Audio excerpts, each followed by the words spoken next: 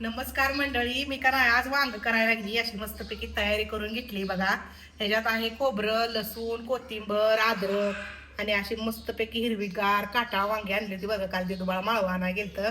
आणि हे शेंगदाण्याचं कूट आणि ही मीठ, लाल चटणी, हळद आणि काळं तिखट ही सगळं का नाही मिक्स करायचं आणि वांग भरायचं आणि मस्तपैकी तेलात सोडायचं. जिरं मोहऱ्याची फोडणी द्यायची फक्त आणि सगळं टाकायचं ह्याच्यात आणि एक शिट्टी द्यायची. आपलं वांग तयार. तुम्हाला दाखवते शिट्टी झाल्यावर.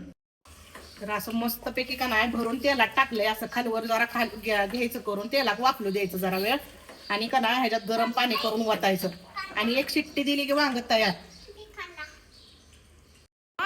वासले भारी लागलंय. तर असं मस्तपैकी वांग आहे का. एक शिट्टी दिली की उगप सारखं हलवायचं नाही. त्याला हलवून का नाही वांग एवढं छान होत नाही बघा. असं एक शिट्टी दिली की आपलं वांग तयार. खास करून माझ्या प्रसादला लय आवडते का नाही रे बैड्या. काय खातो तू सोन्या. पनीर बिर्याणी आणि भाकरी करायच्या त्या बरं. सकाळपासून गोंधळ उठलाय. हो काही आम्ही इकडे पनीर बिर्याणी केली का नाही आलाय म्हणून आज त्याच्यासाठी. आणि मग मटीला पण आवडती माझ्या हातची म्हणून.